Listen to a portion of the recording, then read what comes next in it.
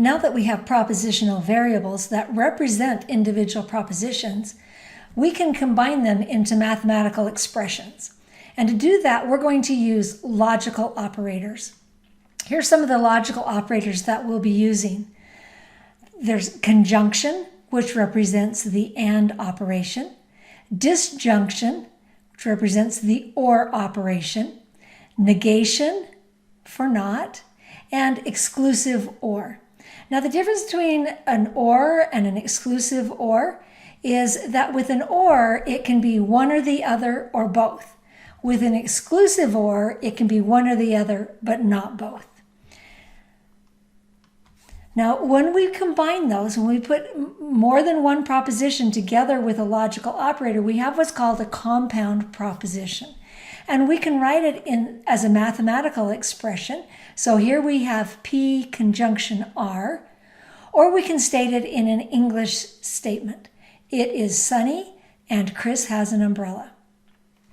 Here we have P disjunction Q, and we can state that it is sunny or raining.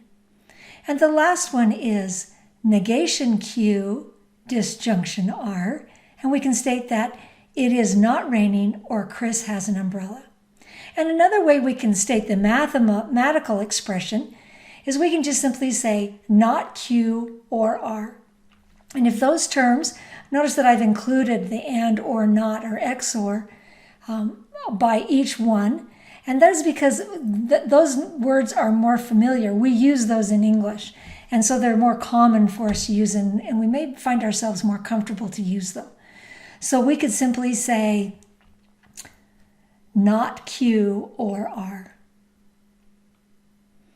Now, when we're talking in English and we're using conjunction, we can use the and, right? We said it is sunny and Chris has an umbrella. But actually in English, there are other ways to state conjunction without using the and word. So it could say it is sunny, but Chris has an umbrella.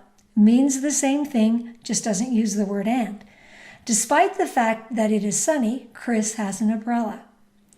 Although it is sunny, Chris has an umbrella. All four of these state the same thing and can be represented by the mathematical expression P and R.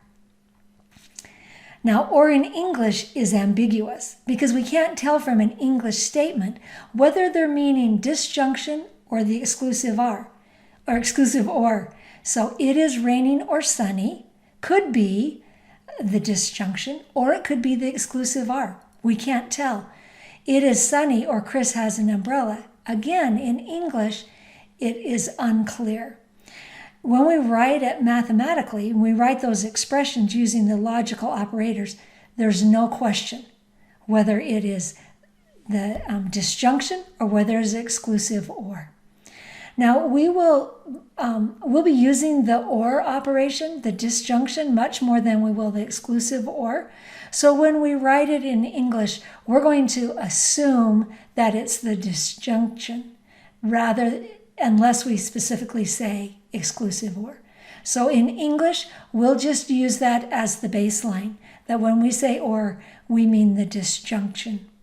And if we want exclusive or and we want to write it in English, we'll write exactly exclusive or something like or, but not both, right?